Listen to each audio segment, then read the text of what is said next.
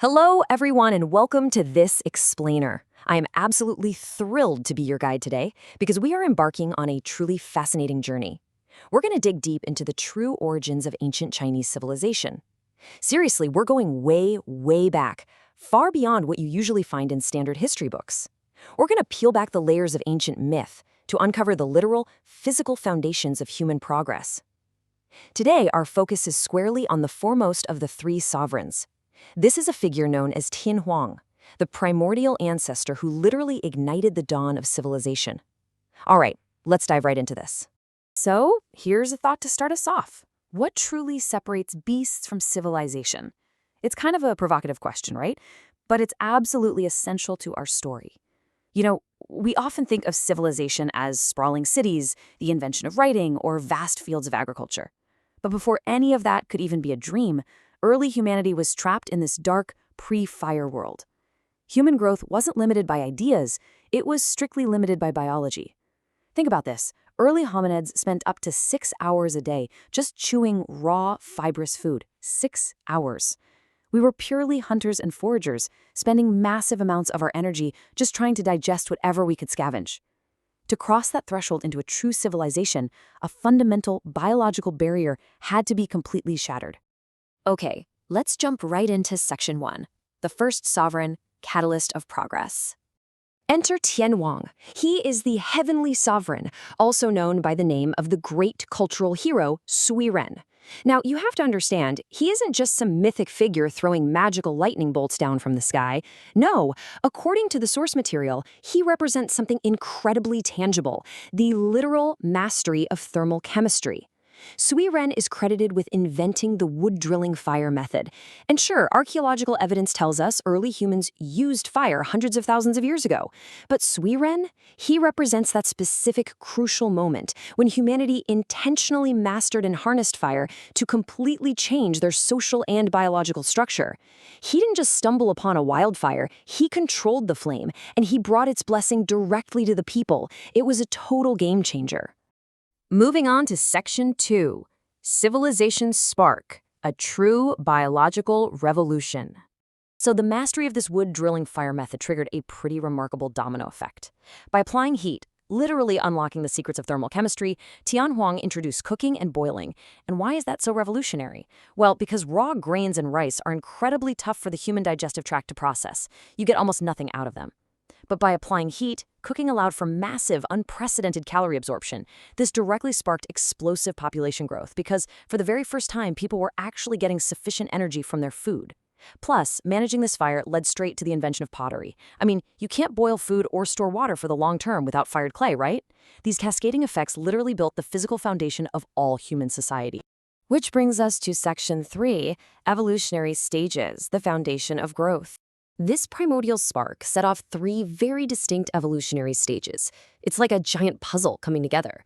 Step 1 is Tian Huang, bringing us fire and cooking.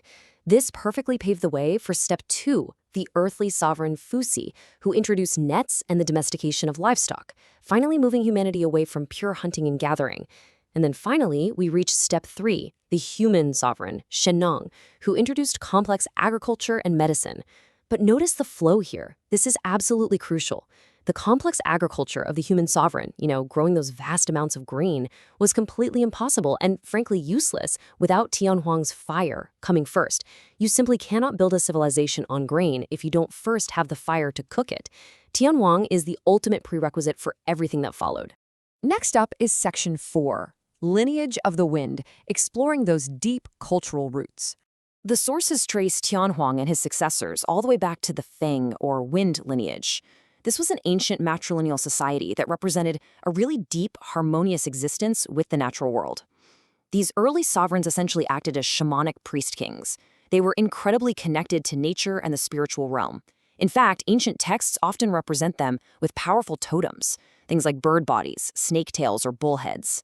Now, obviously, these half-human, half-beast descriptions weren't literal. They were vivid symbols of their deep integration with the flora and fauna around them.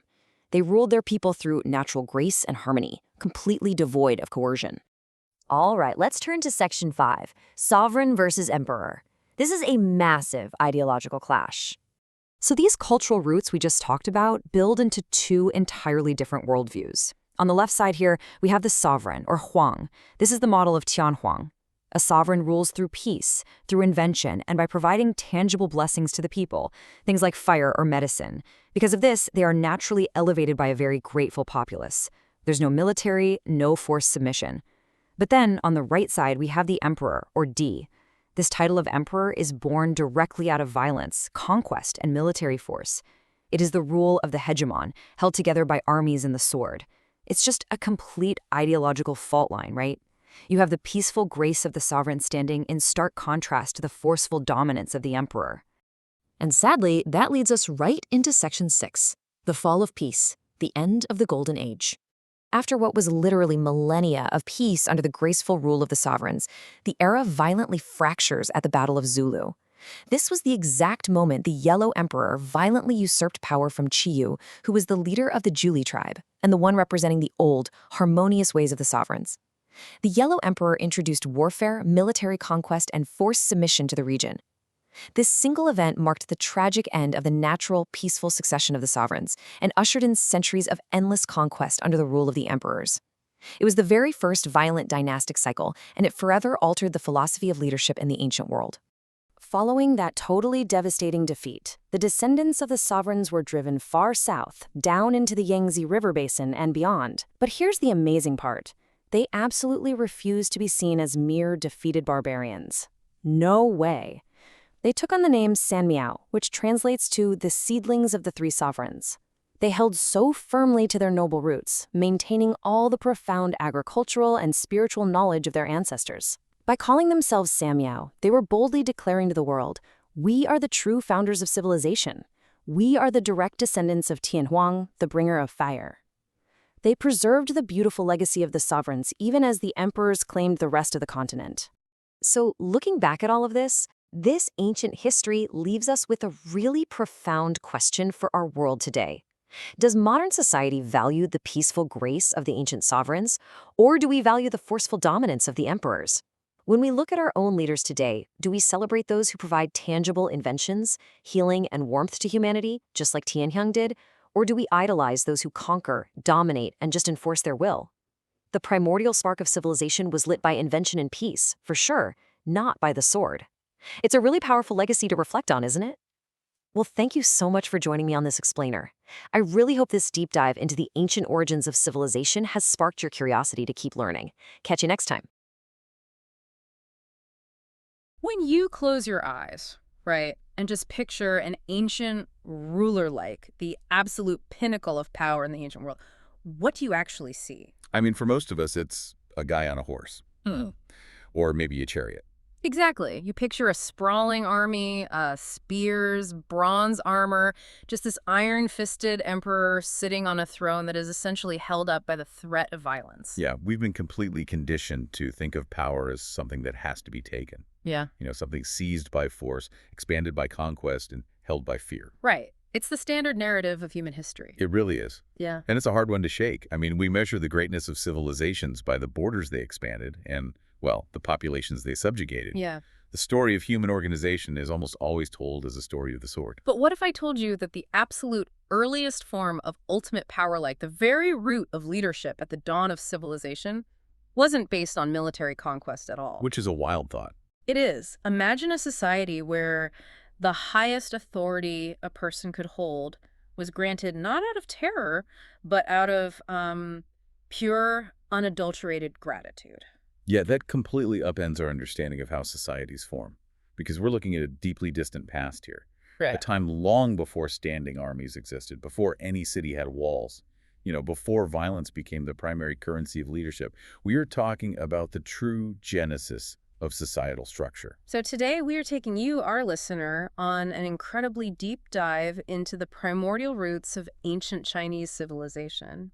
And to do this, we really need you to strip away all the later empires. Yeah, forget the sprawling dynasty. Exactly. Forget the imperial courts and the grand military campaigns you read about in standard history books. We're going back much further. We're focusing exclusively on the era of the Tianhuang, the heavenly sovereign. And the sources we're working with today offer just a fascinating window into this era. They really do. They combine physical historical data, so like archaeology and genetics, with this deep mythological analysis of ancient peoples known as the Dongi and the Jeweler. Right, because the goal is to see how their myths actually encode the physical realities of human survival, and evolution. The myth is the memory of the survival. So the mystery we're going to unravel today is how a single, seemingly simple invention changed the entire trajectory of the human race, and how it defined the original concept of power. Mm-hmm.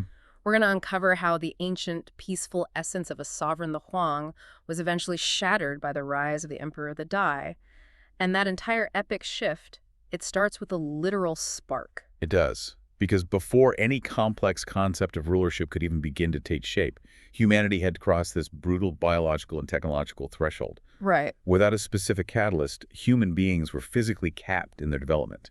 And that catalyst is fire.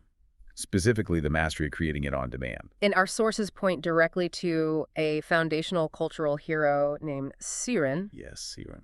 In ancient mythology, he's identified as the foremost of the three sovereigns. He is the Tianhuang, the heavenly sovereign. And his defining achievement wasn't conquering a neighboring tribe. Not at all. It was bringing fire to humanity through the invention of the wood drilling fire method. He figured out how to create a spark through friction. Which sounds basic to us now, but to understand the magnitude of what Swiren represents, we have to look at the harsh biological reality of early humans. Oh, absolutely. If you look at raw grains, wild rice or early wild tubers, they are incredibly dense. Right. And just incredibly difficult for the human digestive tract to process. I mean, you cannot sustain a large growing population on a diet of raw, unprocessed grains. Because the caloric output of raw grain is simply too low compared to the energy your body expends just trying to digest it. Right. Exactly. It's kind of like running a business where 90% of your gross revenue goes straight back into the basic operating costs of keeping the lights on. That is a perfect analogy. You can never build up any capital. You're just surviving day to day. If early humans were spending hours every single day just chewing raw roots and tough meat, their bodies were burning immense amounts of energy just to fuel the digestion process itself. Yeah, that metabolic tax is a brilliant way to frame it. Because of that tax, the human jaw had to be massive. The digestive tract had to be incredibly long and energy intensive. Right. Which literally left less metabolic energy available for brain growth. Wow. So by using fire to boil and roast food, Suyen initiated a profound thermochemical change.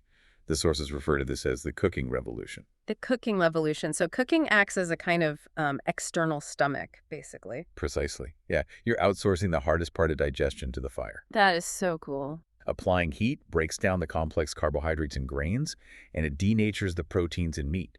It softens the food, making it vastly easier to chew and vastly easier to digest. Which massively increases the net caloric gain. Yes. Suddenly, that business you mentioned isn't spending 90% of its energy on operating costs. Right, it's spending 20% and banking the rest. Exactly. Yeah. And that banked biological energy fueled the expansion of the human brain and the physical development of our species. Yeah. I mean, the cooking revolution was the absolute prerequisite for making grains a staple food. And without Suren's fire, explosive population growth is just biologically impossible. Completely impossible. People would just be endlessly foraging, roaming from place to place, burning calories to find calories, never building up the surplus required to actually settle down. Which leads directly to the next massive technological leap. Mm-hmm. And it's one that is completely bound to the mastery of fire. Okay, what's that? Well, you can't effectively boil raw grains over an open flame without a vessel that can withstand intense heat Right. and hold water. Oh, of course. Pottery. Right. Yeah. The mastery of fire necessitated and directly led to the invention of pottery. And the sources mention the Yuchanian site here.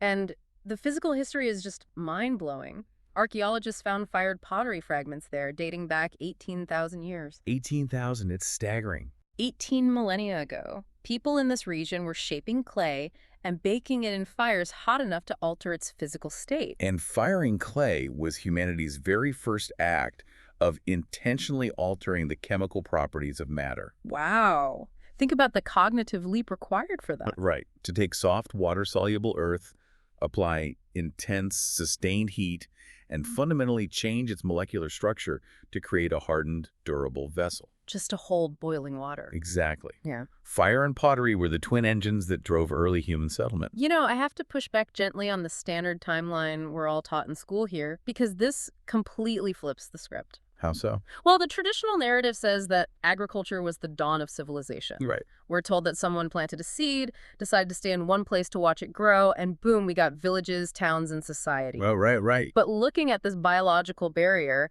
planting seeds is completely useless if you can't digest the harvest. Fire wasn't just a neat tool that kept the wolves away. It was the foundational prerequisite that made the agricultural revolution even possible. Yeah, agriculture without the technology of cooking is basically an evolutionary dead end. Right. You could theoretically cultivate a field of wild wheat, but if your population can't efficiently digest that grain, the caloric math still doesn't work out. It doesn't lead to a complex, sedentary society. Which is fascinating because the mythological record actually encodes this sequence perfectly. It does. It places Suren, the master of fire, firmly before the master of agriculture. The mythology reflects the true biological timeline. So we have fire and cooking allowing for permanent settlements. The population begins to grow because infant mortality drops and caloric intake surges. And a completely new kind of social structure begins to emerge. And this structure is guided by leaders whose power is derived purely from these life-saving innovations. And this is where we encounter the triad of the ancient world. You know, the three stages of early cultural evolution embodied by the three sovereigns. Right. The first, as we discussed, is Tianhuang, the heavenly sovereign, represented by Suiren and the initial stage of fire and cooked food. He's the foundation, the spark that starts the entire engine of human civilization. Exactly. And following the establishment of fire, we move to the second stage, Dihuang, the earthly sovereign. And he's represented in mythology by a figure named Fuxi, right? Yes, Fuxi. And his primary mythological contribution is the invention of nets, created by tying knots in a rope, and the initial domestication of livestock. Okay, so securing animal protein. Right. This represents the crucial societal step of securing stable, reliable sources of animal protein, moving humanity beyond the sheer unpredictability of wild hunting and gathering. I mean, if you have a net, you can catch fish in abundance or trap small game without spending all day tracking it. You're multiplying your labor. Precisely. And then we have the third stage. Right, Renhuang, the human sovereign, represented by Shenong. Yes. Shenong is universally credited with the initiation of true agriculture, the cultivation of the 5 grains, and the vital discovery of medicinal plants. So he's bringing the medicine and the farming. Exactly. This third stage represents the realization of a fully sedentary society. It's the point where surplus production reaches a critical mass, leading to massive population explosions and the need for complex, structured societal organization. When we look at these three figures, Suiren, Fuxi, and Shenong, we have to examine the title they held, Huang. Yes, the Huang. We translate it into English as sovereign, but looking at the sources, that translation feels almost inadequate. It really does. The profound ideological concept of Huang is absolutely nothing like the kings, monarchs, or emperors we see later in the historical record. No, not at all. The linguistic and philosophical roots of Huang are essential to grasp here. In this primordial era, political legitimacy was not forged by the sword. It wasn't about who had the largest cadre of armed men. Exactly. Legitimacy depended entirely on technological and physical contributions that demonstrably enriched the lives of the populace. It's just a completely different paradigm. It really is. Siren gives the people fire and the ability to cook food. Fuxi gives them nets, reliable protein, and domesticated animals. Shenong gives them the science of agriculture and the medicine to survive illness. Right. They aren't conquering territories. No, they're literally pulling humanity out of the mud and saving them from starvation and disease. And if we analyze the societal structure of the Huang system, it becomes clear that these rulers were naturally enthroned by the populace. Naturally enthroned. Yes. There is no archaeological or mythological evidence of violent usurpation during this specific phase. Wow. There were no standing armies enforcing a ruler's will. Governance was what the sources call vertical. It was an integration with the providence of nature through ritual and innovation. So it was a civilization predicated on deep fundamental symbiosis. The leader was recognized as the ultimate provider. Right. I want you to really try to imagine living in this structure. Just picture a world where the highest political office, the absolute pinnacle of human status, is awarded purely to the greatest inventor. It's hard to even wrap your head around today. It is. Not the person who hoards the most wealth, Not the general who crushes the neighboring tribe, but the visionary who figures out how to keep the entire community fed, warm, and healthy. Yeah. The original definition of royalty, of sovereignty, was based entirely on grace, service, and technological salvation. And the authority of the Huang was absolute, but it was born of profound collective gratitude and biological necessity. Yeah. Not coercion. Right. It's a model of leadership that feels almost alien to us today because our modern sensibilities are just so heavily weighted by the later concepts of power, domination, and institutional violence. Yeah. To really understand these inventors of civilization, these Huangs, we have to look closely at who they actually were. Like, where did they come from? How did they view their relationship with the natural world that they were slowly learning to master? Because their worldview was vastly, fundamentally different from the dynasties that would eventually conquer the continent and write the official history books. Absolutely. The physical historical analysis points us toward very specific groups of people. The three sovereigns belonged to broad tribal confederations known to history as the Dongji and the Juli. Okay. And these groups did not live in the dusty central plains. They resided primarily in the eastern and southern coastal regions, spanning from what is now Shandong province down through the lush, water-rich Jianghuai Basin. Let's paint a picture of that geography because it really matters. We aren't talking about arid steppes here. No, not at all. The Jianghuai Basin and the eastern coast back then would have been a dense, wild environment of wetlands, swamps, massive river deltas, and thick forests. Right. It was an environment teeming with life, but also incredible danger. The people who lived there had to be intimately connected to the water and the cycles of nature. Geography is destiny, right? Yeah. And their environment deeply shaped their culture and their mythology. Let's look at the Feng surname, which is deeply associated with this coastal wetland culture. Okay, the Feng surname. Yeah, the surname translates to wind, and it's famously held by Fuxi, the earthly sovereign. And the origin story of this surname is just a fascinating piece of mythological coding. I love this part. According to the ancient texts, Fuxi's mother, a woman named Huaxu, was wandering in the Thunder Marsh. The Thunder Marsh sounds intense. Right, and she came upon a massive, giant footprint, stepped into it, and through this mystical connection to the earth and the elements, she became pregnant with Fuxi. Okay, so to a modern reader, stepping into a giant footprint in a swamp and conceiving a sovereign sounds like pure fantasy. Oh, absolutely. But we have to look past the magical realism. What is the actual sociological history buried underneath that myth? Well, this myth is widely recognized by anthropologists as a classic marker of an ancient matrilineal society. Oh, interesting. Notice the complete absence of a human father figure in the conception story. Right, there's no dad mention at all. Exactly. The entire emphasis is on the mother, Huaxu, and her direct, visceral connection to the forces of nature, represented by the giant footprint in the marsh. So this points to early tribal structures that were deeply bound to the natural world. Yes, they trace their lineage, their very identity, exclusively through the female line. The Feng surname is one of the absolute oldest recorded surnames in the region, acting as a kind of linguistic fossil of this primordial matrilineal era. You knew who your mother was, but your father was the wind, the thunder, the earth itself. That's beautifully put. Exactly. And that connection to the earth gets even more visceral and honestly stranger when you look at how these early sovereigns are described visually in ancient texts, like the classic of mountains and seas. Oh, the imagery is wild. It really is. The visual descriptions are incredibly striking, but also, as the sources point out, often misunderstood. Yeah.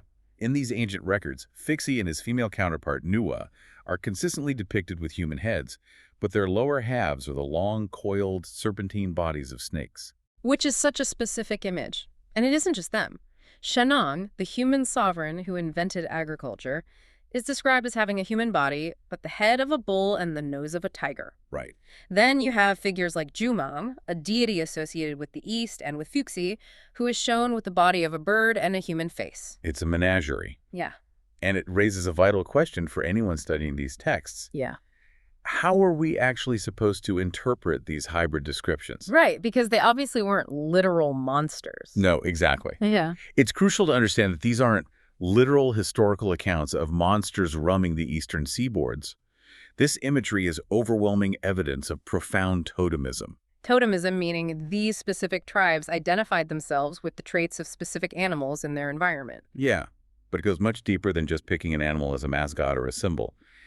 In a highly spiritual shamanic society, the leaders are effectively priest-kings. Okay. They are believed to be literally integrated with the spiritual power of the flora and fauna around them.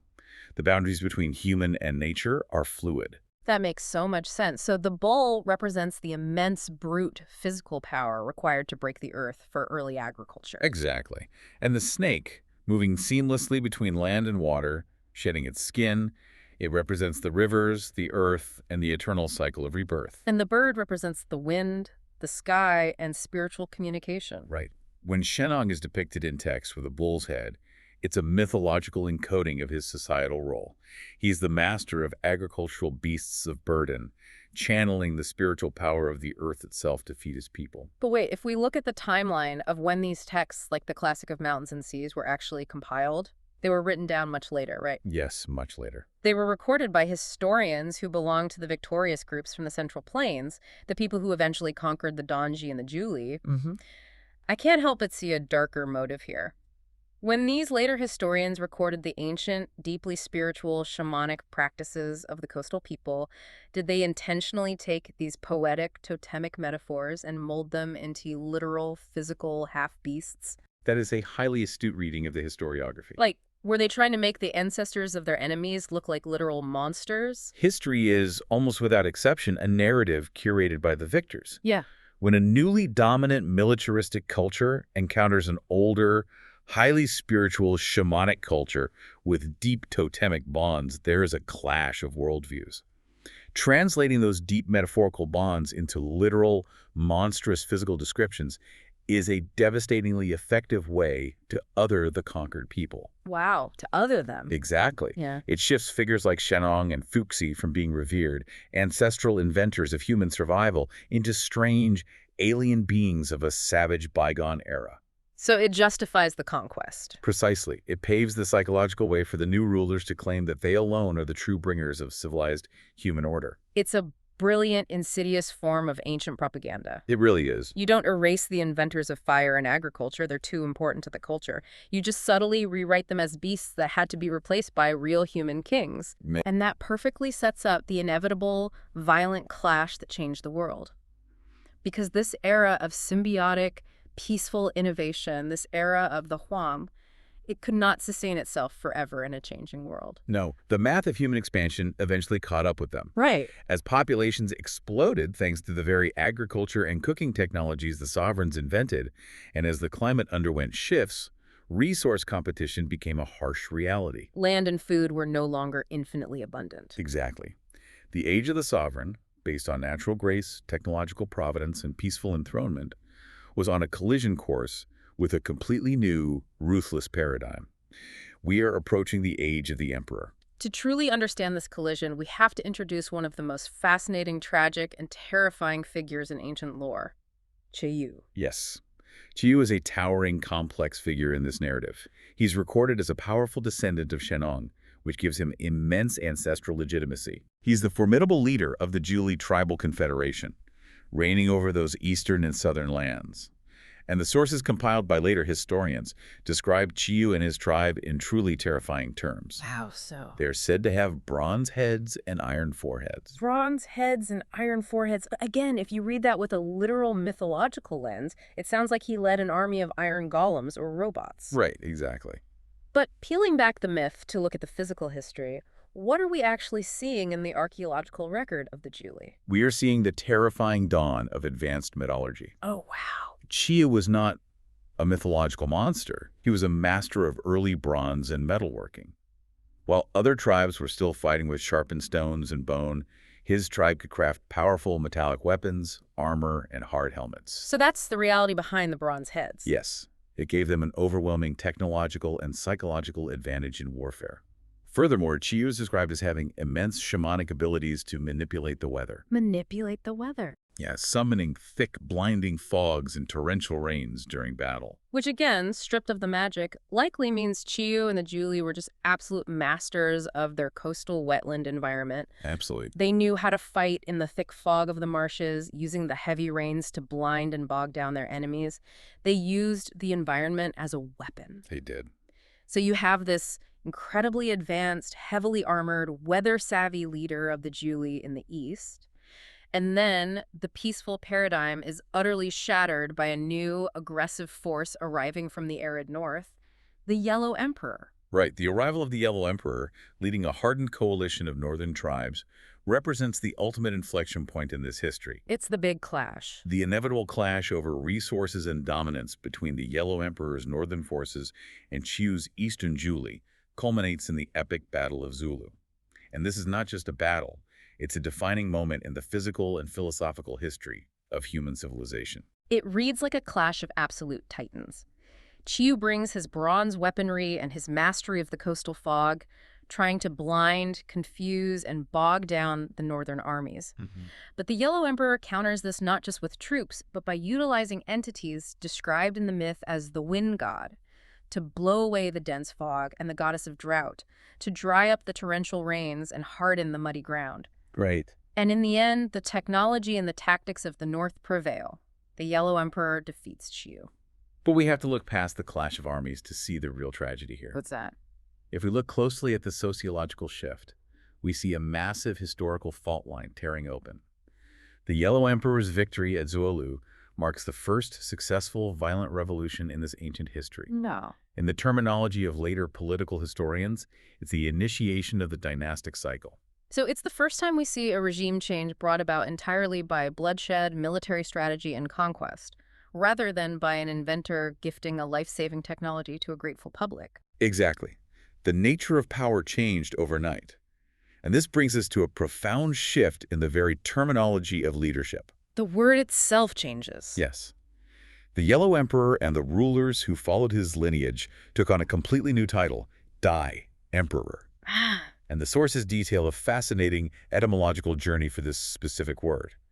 The earliest forms of the character for Dai originally symbolize a physical altar, a structure used for burning sacrifices to the heavens. Okay, so it starts as something religious or spiritual. Right. But after Zulu, its meaning fundamentally and aggressively evolved. It came to mean a hegemon. A hegemon, a dominator, a ruler who sits above others by force. Yes. The system of Dai established a completely new world order. Power was no longer given from below out of gratitude. It was seized from above. And maintained through constant military conquest. Exactly. Maintained through conquest, horizontal subjugation of neighboring peoples, and the absolute uncompromising monopoly of physical force. The era where a leader was elevated purely because they invented a better fishing net or a way to safely boil water was definitively over. It was done. The era where a leader took power because they could field a stronger, more ruthless army had begun. I really want to pause here. I want you, the listener, to grasp the immense, tragic weight of this shift. We're not just talking about a change in tribal management or the drawing of new borders. Oh, it's much bigger than that. The foundational philosophy of human civilization literally inverted itself. It flipped from symbiosis through technological grace to subjugation through military force. That's a perfect way to put it. The vertical relationship between a brilliant provider and a thriving, grateful populace was violently replaced by a horizontal relationship between a conqueror and a subjugated, fearful people. It is the bloody birth of the empire as we understand it today. And that transition is inherently unavoidably violent, not just in the physical sense of bodies on a battlefield, but in the cultural and historical sense. Because history is written by the victors. Exactly.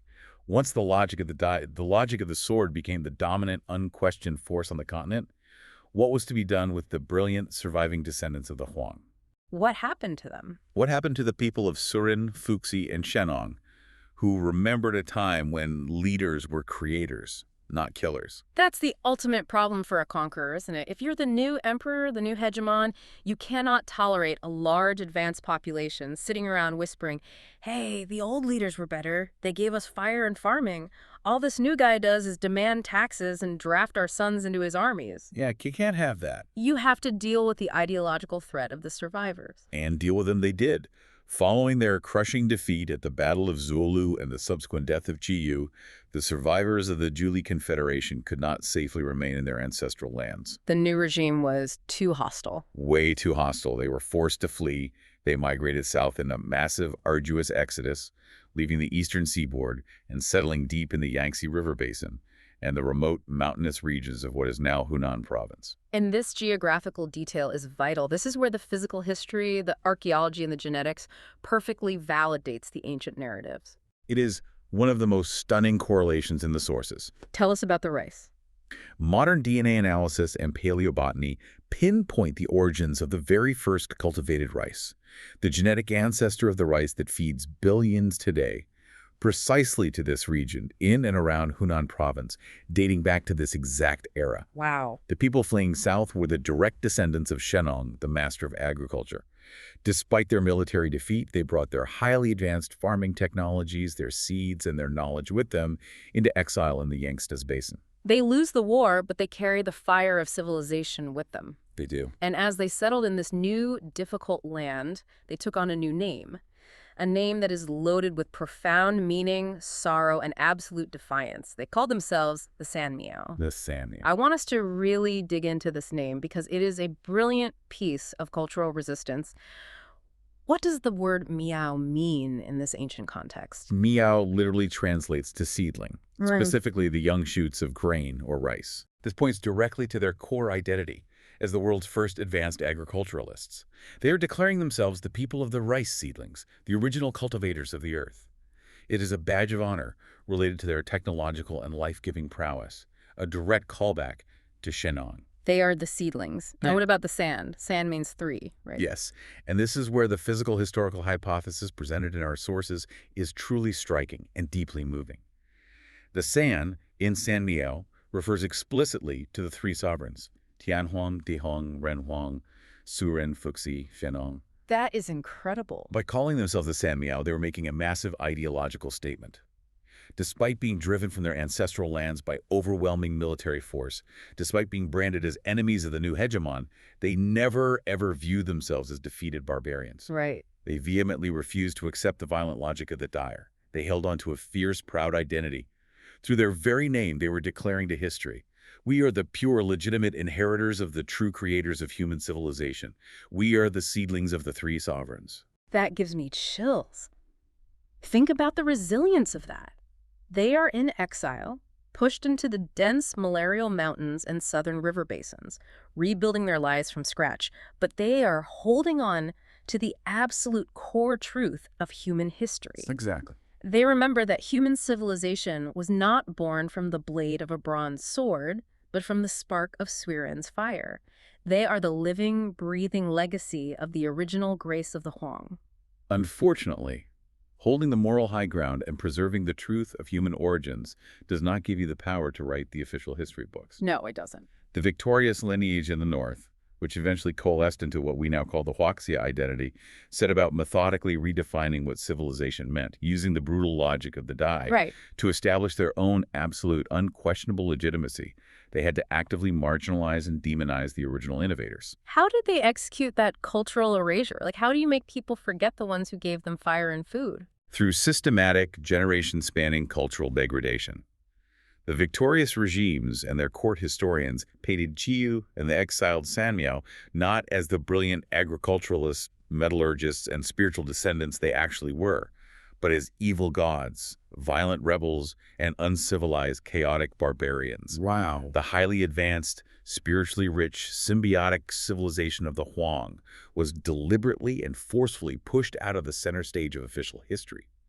The entire narrative of human progress was flipped upside down. The conquering warlords became the divine bringers of order. Yes. And the original peaceful inventors of civilization became the chaotic monsters lurking on the periphery of the empire. It is a tragic, infuriating, but incredibly common human story. The quiet builders of society are forgotten, demonized, or pushed into the margins, while the loud destroyers build massive statues to themselves and demand to be called saviors. And yet, despite millennia of propaganda, the legacy of the San Miao and the 3 sovereigns survived. It really did. It survived in the very DNA of the crops we eat every single day. It survived in the mastery of the fire we use to forge our world. And it survived in the ancient, stubborn myths that refused to be completely silenced by the emperors. The physical, undeniable reality of their life-saving inventions vastly outlasted the political propaganda of the hegemonies that tried to erase them. Absolutely. This has been a truly mind-bending journey. We started this deep dive looking for the ultimate ancient power, expecting to find it in the hands of a warlord commanding a vast army. Instead, we found it in a man sitting in the wild, drilling a stick into a piece of wood until it smoked. We traced the true dawn of civilization to Tianhuang, Swearin, a cultural hero who gave humanity the simple, profound, biologically life-altering grace of fire and cooked food. We witnessed the brief, beautiful existence of a civilization built on the pure concept of Huang, a model of sovereignty based entirely on uplifting the people, providing for their deepest physical needs, and living in respectful symbiosis with the natural world. And we saw, with painful clarity, how that fragile system was violently, permanently overwritten by the hegemony of the day. The emperors who decided that ruling through military might and subjugation was easier than ruling through invention. We saw how the original inventors, the deeply spiritual Donji and Zhuli, were pushed to the geographic and historical margins. We saw them become the Sanmiao, fiercely, stubbornly holding on to their identity as the true seedlings of the sovereigns, while the victors rewrote the definition of civilization to justify their own endless conquests. Unpacking this history forces us to completely reevaluate the timelines, the definitions of progress, and the very nature of civilization that we take for granted when we read a standard history textbook. It really does. It shifts the entire foundation of how we view the past. And as we wrap up this incredibly deep dive, I want to leave you, our listener, with a final thought. Something to really mull over as you go about your day, as you cook your meals, as you look at the world around you. When we look back at the grand, sweeping narrative of human history, our textbooks, our museums, and our towering city monuments are almost entirely dedicated to the conquerors. They are filled with the names and the faces of the dyers, the emperors, the kings, the generals who won bloody battles, slaughtered their enemies, and claimed massive swaths of territory by force. Yeah. But I want you to think about the true foundation of your daily survival. The fire that cooks your food and heats your home, the deep ancestral knowledge of agriculture that fills your grocery stores with grain, the foundational medicines that heal your body when you are sick.